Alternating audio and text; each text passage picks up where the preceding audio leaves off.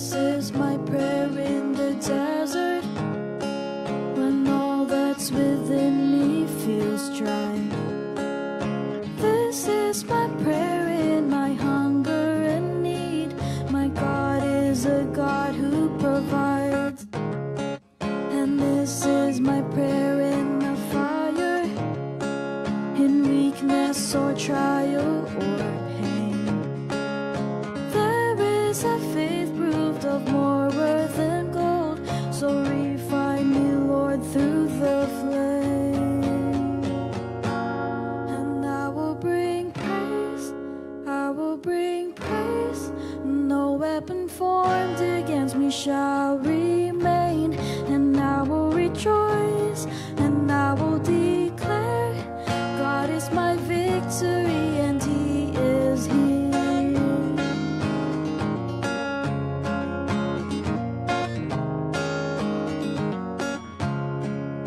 This is my prayer in the battle, when triumph is still on its way. I am a conqueror and co-heir with Christ, so firm on His promise I'll stand. And I will bring praise, I will bring praise. No weapon formed against me shall remain. And I will rejoice, and I will declare, God is my victory, and He is here. All of my life, in every season, You are still God. I have a reason to sing, I have a reason to worship. All of my life, in every season, You are still God. I have a reason to sing, oh, I have a reason to worship.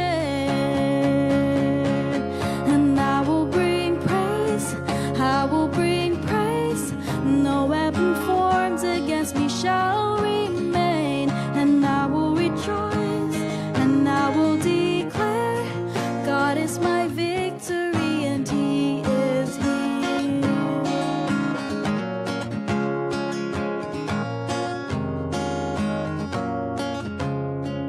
And this is my prayer in the harvest, when favor and providence flow.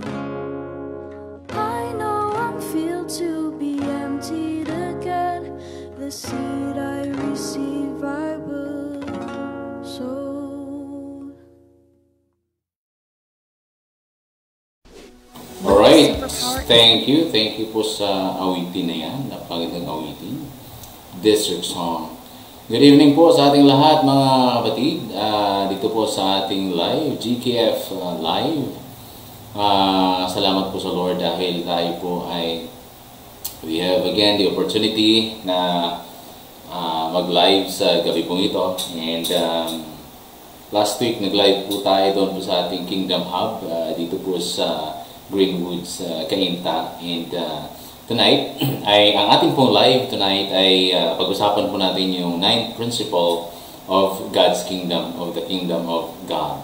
So before that, nais ko pong tingnan po natin din ang ating pong, nais ko pong ipakilala sa inyo, ano po ba ang GKF. At nais ko po salamatan lahat ng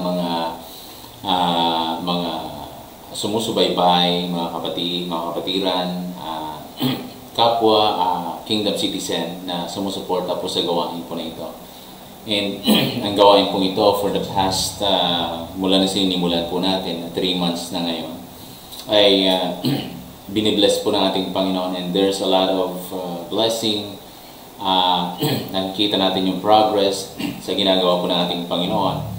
And later, mayroon akong mga announcement dun sa ginagawa po ng ating Panginoon sa GKF, sa God's Kingdom Family. So again, we are GKF. Ang gawain po na ito ay ibinigay po ng ating Panginoon sa atin sa pamamagitan po ng isang pangitain mula po sa kanyang banal na salita. At sa pamamagitan ng pag-aaral ng salita ng Panginoon from Genesis to Revelation, dito doon po nabuo, 10 years ago, yun pong vision na ito. So GKF, or God's Kingdom Family. Bakit God's Kingdom? Because naniniwala po tayo ayon sa salita ng ating Panginoon. Mula nung likhain ng Diyos ang tao, ang kanyang original plan for men is for men to why He created Adam and Eve, for them to domain the whole world. Okay? Ang kanyang invisible kingdom, gumawa siya ng visible kingdom sa mundong ito upang magkaroon ng extension ng kanyang invisible kingdom, at ang mamamahala sa mundong ito ay yung si Adan at saka si Eva, na kung saan sila po ay nilalang ng Diyos ayon sa kanyang wangis in the image of God. So therefore, nais ng Diyos na i-domain ng tao, pamahalaan ng tao, to rule over the earth. So yun ang layunin ng Panginoon from Genesis. Ngunit ito po ay nawasak dahil po sa kasalanan. Pero hindi po tumigil ang Panginoon doon sa kanyang layunin, sa kanyang plano. Ipinadala niya ang kanyang bugtong anak na si Jesucristo upang ipagpatuloy yung kanyang nasimulan. Which is ang kaharian po ng Diyos ay muli dinala ng Panginoong Jesucristo, or tinupad ng Panginoong Jesucristo nung siya po ay dumating. At nais ng Diyos na yung kanyang original design ay matupad. And yun nga po, lahat po ng nasa kaharian ng ating Panginoon, lahat ng citizens of His kingdom ay lahat ng kabilang sa kanyang kaharian ay magmamana, or we will reign with Jesus Christ on earth for 1,000 years. Dito mismo sa mundong ito.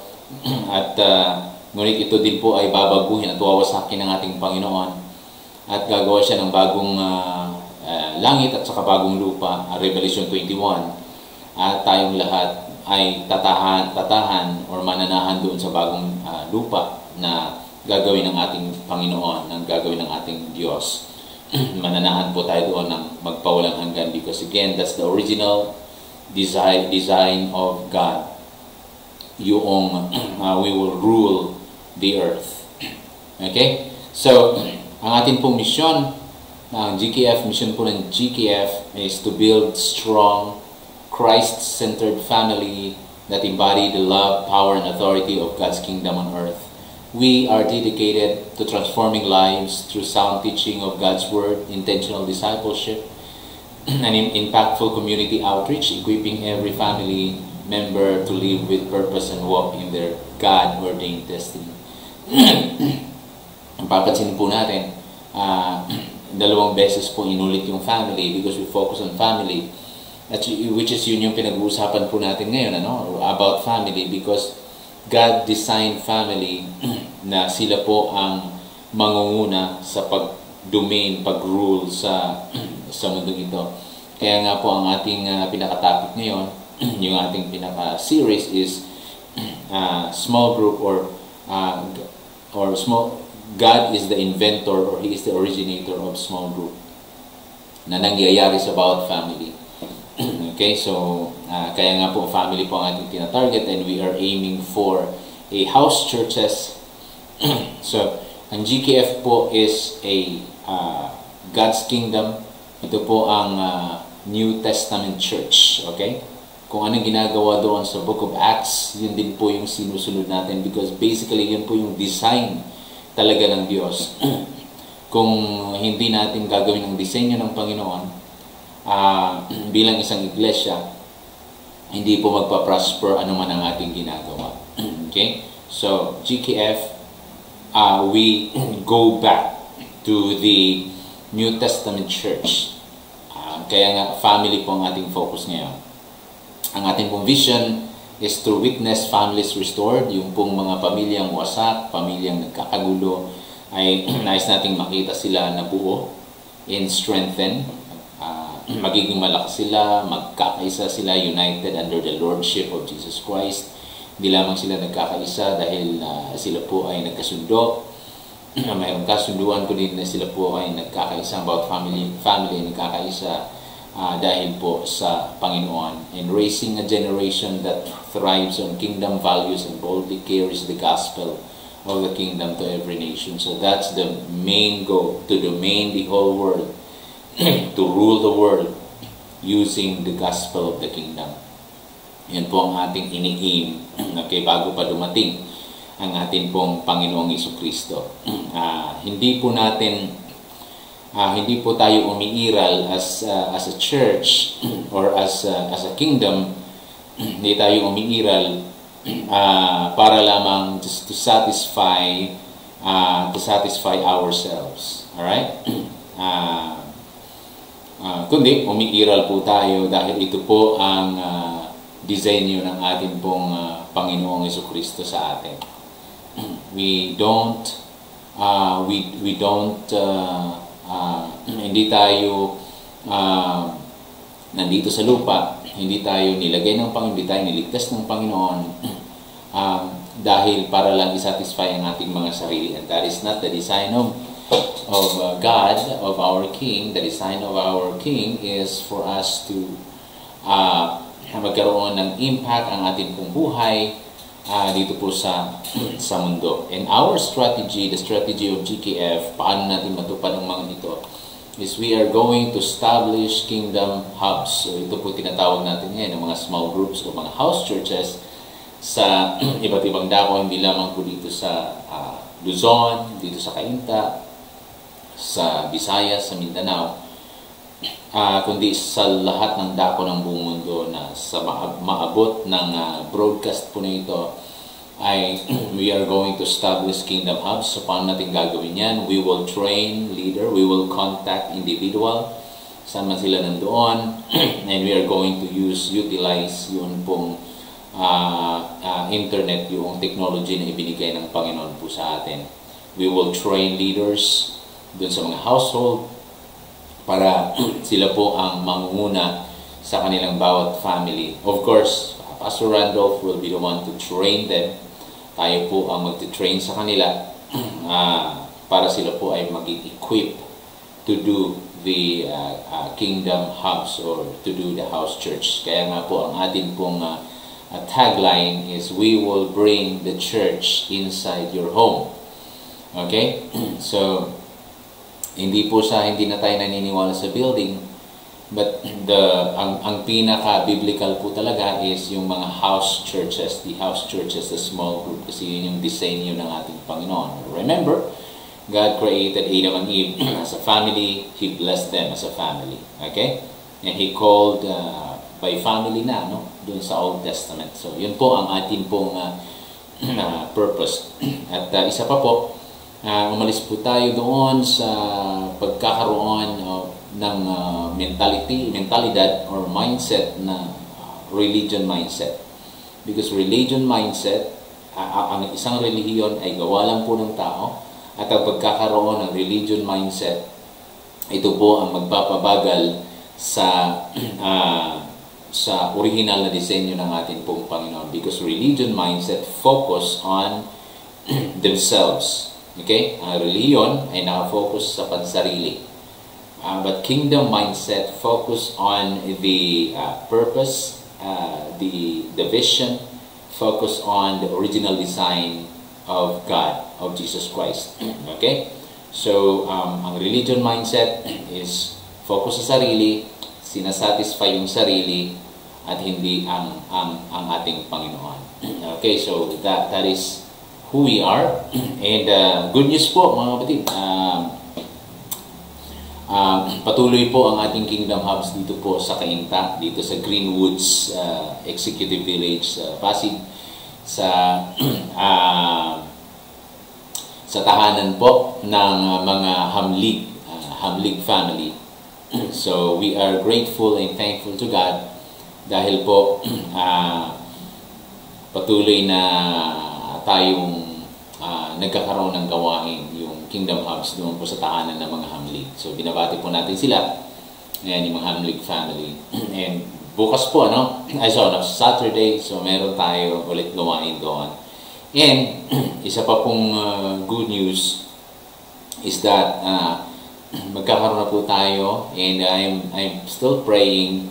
Pinsan ko po ito, and magkakaroon na tayo ng leaders sa Mindanao, and hopefully ay makapag-establish tayo ng mga house churches o kingdom hubs doon po sa Mindanao sa pamamagitan po ng aking pinsan. So I am praying for her na siya po ang gagamitin ng ating Panginoon doon po sa Mindanao. And one more thing na lang, sa Visayas, I am praying for a leader or ambassador, kingdom ambassador in Visayas. So dito sa Luzon, meron na po tayo, in Cavite, in GMA. And dito po magsisimula yan, hanggang lalabas na po tayo sa buong mundo. And I am still praying, we are continually praying for individual to support the ministry. Alright? Prayer, yung pag-share niyo po ng vision sa iba, and also your financial support for God's kingdom or for GKF. Salamat po ng marami. The Lord will bless you. Alright, tayo po ay manalangin muna.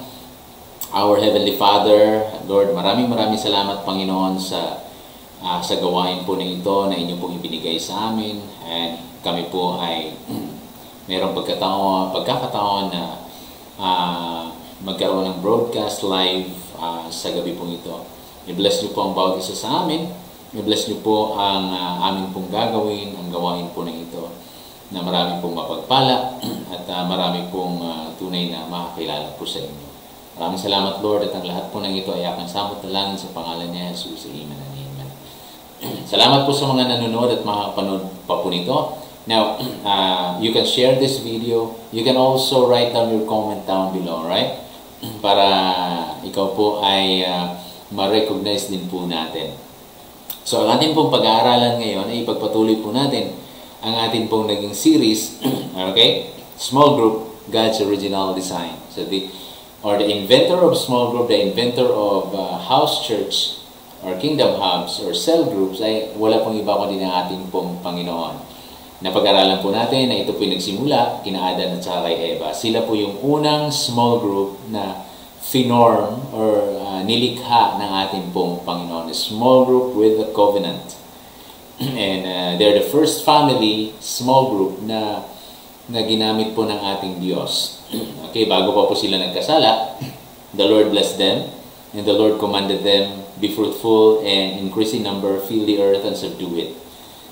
Okay? Gusto ng Panginoon na padamihin niya yung kanyang wangis, padamihin niya yung kanyang imahe, yung kanyang image. So that's the design of God. Kasi gusto niya yung kingdom niya ay talagang dadami, yung kanyang image, yung kanyang mga sons and his daughters on earth ay dadami sa pamamagitan ng unang family, si Adan at saka si Eva. Ngunit nagkasala po silang dalawa at the image of God has been marred. But hindi tumigil ang Panginoon. Okay? Tumawag siya ng ikalawang family at yun po ang family ni Noah. Okay? Kung ano yung sinabi ng Panginoon, kung ano yung promise ng Panginoon kay Adam at saka kay Eve, ganun din yung ginawa ng Panginoon kay Noah. Genesis 9 verse 1. And then God blessed Noah and his sons. Okay? And then the command is, again, be fruitful and increase in number and fill the earth. So hindi tumigil ang Panginoon in spite na nagkasala ang tao. Nung nagkasala si Adam at si Eva, pumili pa rin siya ng isang a family of small group, which is the second family, the family of Noah. And then the same command, kung ano sinabi niya kay Adam at kay Eva, sinabi niya din po ito kay Noah and his family. And nagkaroon po ng a man built his own kingdom. Sinubukan ng taong, pagkatapos ni Noah, sinubukan ng taong magtayo ng kanilang sariling kaharian sa pamamagitan ng pag-suppress doon sa plano at layunin ng Diyos para sa tao. Ang nais ng Diyos ay kumalat ng tao to rule the earth. Pero ang ginawa ng tao ay sila nagtipon-tipon at sila gumawa ng isang city at gumawa sila po ng isang napakatayog na building at tinawag pala itong Babel, or the Tower of Babel, na ang dulo ay abot hanggang langit. So pagpapakita po ito ng pride Pagpapakita po ito ng selfishness, which is yun yung mga nakikita natin sa mga iglesia po ngayon, na yung mga churches na nagiging selfish sila because of religion mentality. Gusto nila, imbis na itatayo nila yung kingdom ng Panginoon, ang tinatayo po nila, they are building the kingdom, their own kingdom dito sa mundong ito. At ayaw nilang lumabas, ayaw nilang ipakalat yung gospel of the kingdom kasi gusto nila doon lang sila sa loob ng simbahan, doon lang sila magtipon-tipon. Okay? So, yun yung ginagawa ng tao. And then, after that, hindi hinayaan ng Panginoon. The Lord never allowed it. So, the Lord go down at kinonfuse po sila.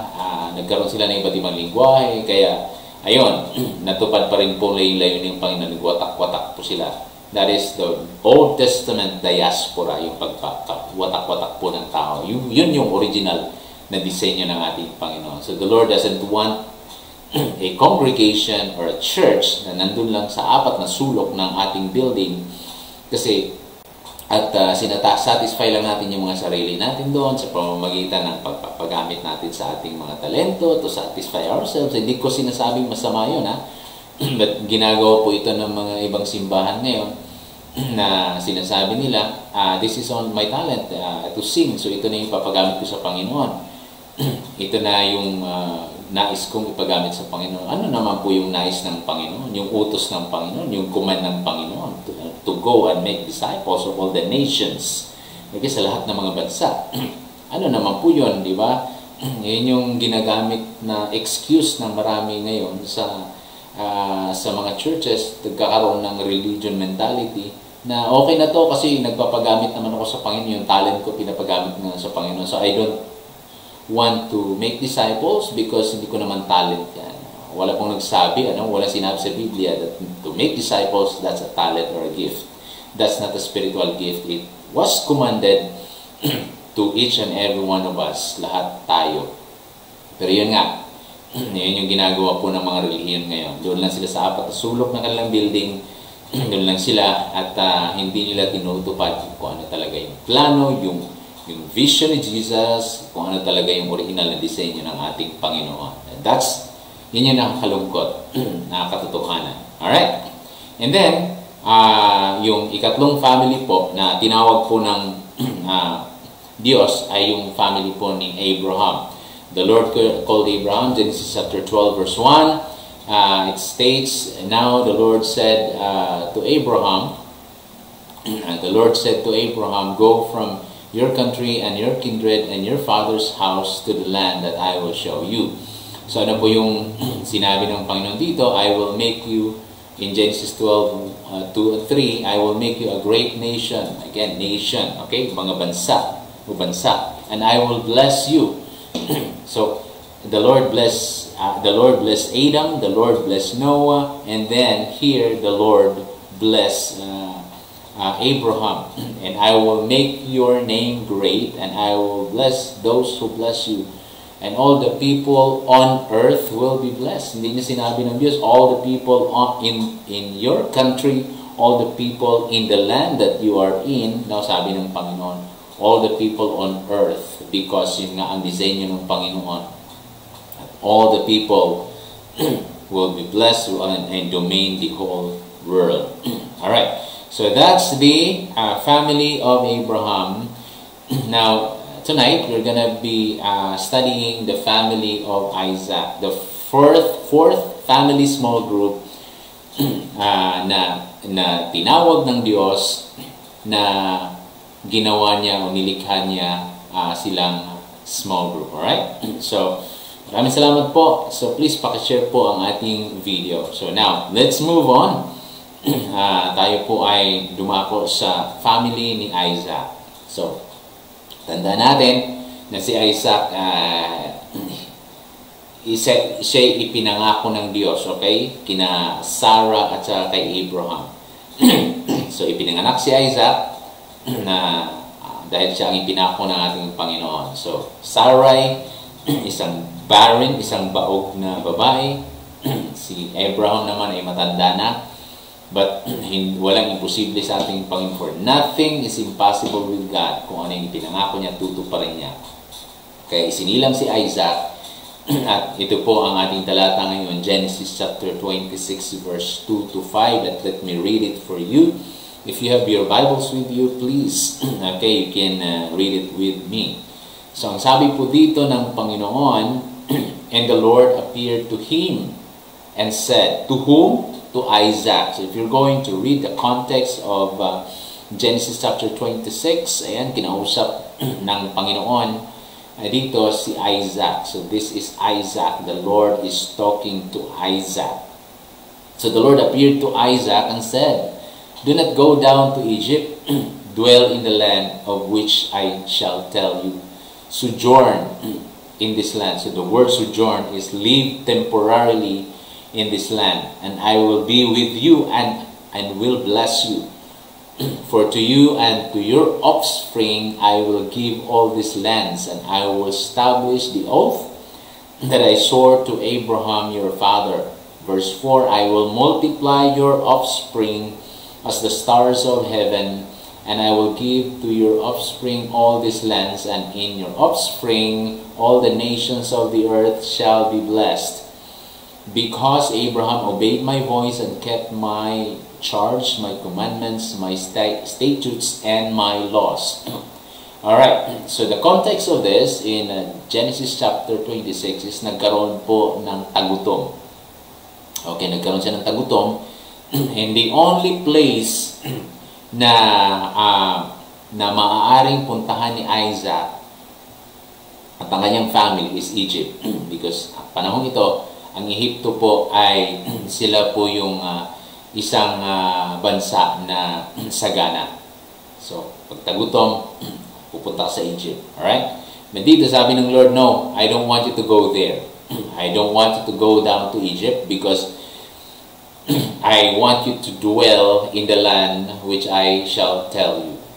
Okay, so inutusan ng Panginoon si Isaac and sumunod po si Isaac dito kasama po ng kanyang family.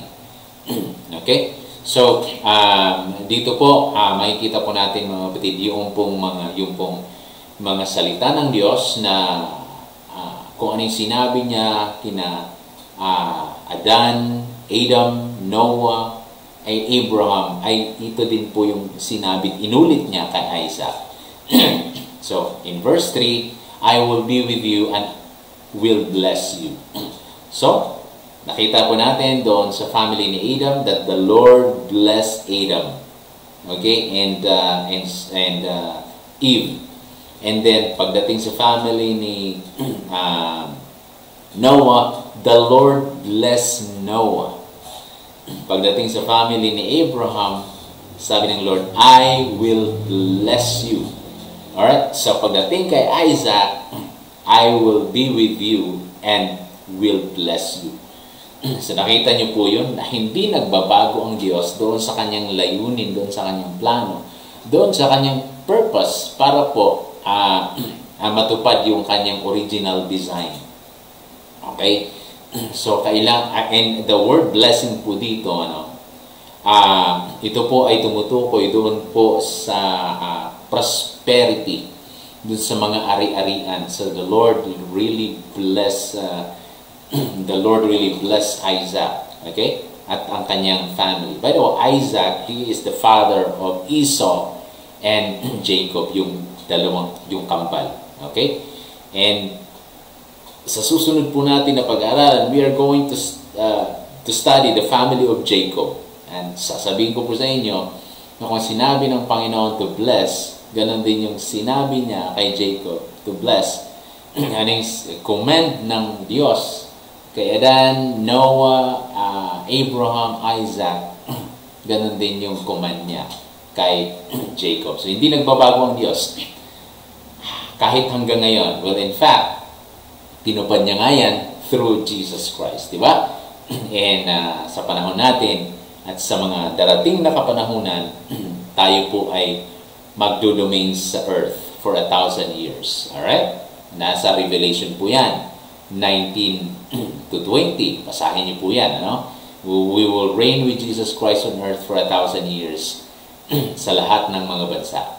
Okay? So, because yun yung original design ng ating Panginoon. Na hindi matutupad po yan kung tayo po ay nakakulong doon sa 4 na sulok ng ating simbahan. Okay? We defeated the purpose na binigay ng ating Panginoon. So, let's go back to the topic. I will establish, sabi niya dito, I will be with you and will bless you. And then sabi niya, for you and to your offspring, sa iyong mga lahi, I will give all these lands. Yun nga, because the Lord bless them. And I will establish the oath that I swore to Abraham, your father. You see, kung ano yung pinangako ng Diyos kay Abraham, ganun din yung pangako niya kay Isaac. Okay? And, ito na, verse 4, I will multiply your offspring. Kasi, as the stars of heaven, and I will give to you, to your offspring, all the lands. And in your offspring, all the nations of the earth shall be blessed. Okay? Multiply. Sabi ng Panginoon, multiply yung lahi mo, imumultiply ko kagaya ng mga bituin sa kalangitan. Gaano kadami yun? Di mabilang ko yun. And all the nations. Nations, okay? Nations ang sinabi ng Diyos dito. Ganon din yung sinabi niya kay Adam. Ganon din sinabi kay Noah. Nations. Kay Abraham. Nations of the earth shall be blessed. And then ganon din ang inutos ni Jesus Christ sa kanyang mga disciples. Di ba? Go and make disciples of all the nations. And in Acts chapter 1 verse 9, you will be my witnesses in all in Judea, Samaria, and to all the world. Okay? To all the nations. So, hindi nagbabago ang Diyos. Ganun pa rin siya. So, kaya dapat nating sundin kung ano yung strategiya niya, kung ano yung strategy niya. Okay?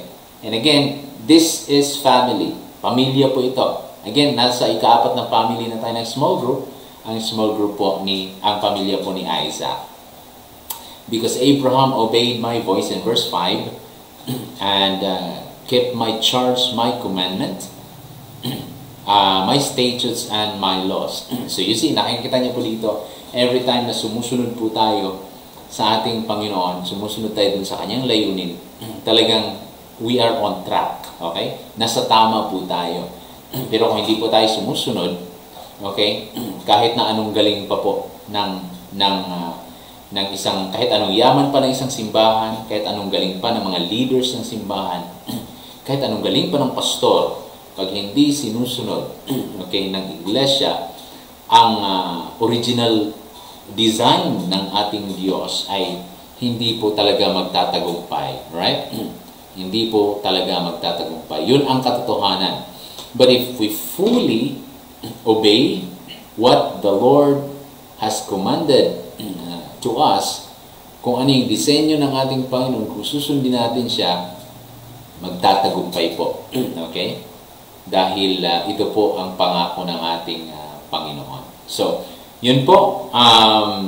I hope and pray na tayo po ay natututo. Ito po ay ginagawa po natin ito upang malaman po ng lahat. Malaman po, lalong-lalo na ng mga iglesia, ng mga leaders na hanggang ngayon ay nanatili pa rin sa having a religion mentality. So, wala pong maitutulong po yan. Okay, mga kapatid, wala maitutulong po yan at hindi lalago at hindi magpa-prosper kung ano po ang hindi magpa-prosper kahit anong gagawin po natin. Okay? Kasi nais ng Panginoon na sumunod lang po tayo doon sa Kanya pong nais. Okay? So, yun po. To recap our lesson for tonight, again, the 4th family small group na tinawag ng Panginoon para tuparin ang Kanya pong original na disenyo to domain the whole world ay ang pamilya po ni Isaac. Sa susunod po, next week, we're going to talk the family of Jacob. Alright? Si Jacob ang ika-4 na family small group na tinawag po ng ating Panginoon to carry on the design of God for His kingdom on earth. Alright, so maraming salamat. If you have questions po, please don't hesitate to contact me. Okay, wag po kayong mag-hesitate to contact me if you have question, or you can write down your question dyan po sa ating comment section. Dyan po sa ating description, meron po tayong dalawang link dyan. Yung unang link ay link po yan ng we are asking for a kingdom partners. Alright? So, our kingdom partners na gustong tumulong sa gawain, sa lumalaki pong gawain ng GKF. At alam ko na ito po ay ibibless patuloy na pagpapalain pa ng ating Panginoon. So, the first link ay yan po. Maaaring yung i-click po yan at i-fill out nyo yung information po dyan. That's for us na magkaroon ng Kingdom Partners. And then, ikalawang link, ayan po ang link para if you want to join the GKF and you want to establish a Kingdom Hub sa inyo pong tahanan, fill out niyo po yan. At nandito po, tutulungan ko po kayo how to start a Kingdom Hub sa inyo pong mga tahanan. Muli, maraming salamat po. Napakabuti po ng ating Panginoon. Salamat po sa patuloy na paggabay ng Panginoon po sa atin. At hindi po tayo pinababayaan ng ating pong Panginoon sa araw-araw. Patuloy niya pong binibless ang ating pong gawain, ang ating pong ministry. Please pray for me and my family. Our needs, okay? Please pray for wisdom sa akin. And we are, ngayon po ay, nagpo-produce po tayo ng maraming mga materials, yung ating pong basic. Okay? Ayun po pinoproduce natin kasi yan yung gagamitin po natin sa lahat ng mga kingdom hubs. Okay? So, kaya nga po, we need your support para po sa gawain. Kasi doon sa yung pagpuproduce po niyan, hindi po biro yung kakailangan din na amount. And then also, of course, yung mga leaders din po natin ay sila din po ay bigyan din natin ng something, makakatulong po tayo sa kanila. So muli, maraming salamat. God bless us all po. Muli, ito po si Pastor Randolph, ang Kingdom Ambassador po ng ating pong Panginoon. Maraming salamat po sa inyo at purihin po ang ating Panginoon. Nais ko pong manalangin po tayo. Panginoon ng Diyos, maraming salamat. Salamat po sa inyong kabutihan, pagpapala sa bawat isa sa amin. Salamat po sa inyong walang sawang paggabay sa amin, Panginoon. Salamat sa gawain po na ito. We are praying for more kingdom hubs to open, hindi lamang dito sa Pilipinas, maging sa ibang bansa, Panginoon. I pray for merong mga nakikinig ngayon na hindi pa nakakilala sa inyo. Dalangin ko po, Panginoon, na hipuin niyo ang taong ito sa pamamagitan ng banal na Espiritu, makilala niya kayo at mapabilang po siya sa inyo pong kaharian. And salamat, Panginoon, sa provision para po sa gawain. Tunay nga na napakabuti niyo sa amin. I'm praying for all the kingdom partners. Bless them, Lord. Provide yung pangailangan nila, ang kanilang mga trabaho, ang kanilang mga negosyo, Panginoon. I-bless you po sila. Salamat, Panginoon. Salamat ng marami sa inyo lahat ng papuri at pasasalamat. In Jesus' name. Amen and amen. Salamat pong muli. Purihin po ang ating Panginoon, ang ating Hari, Panginoon Jesucristo. God bless us all po.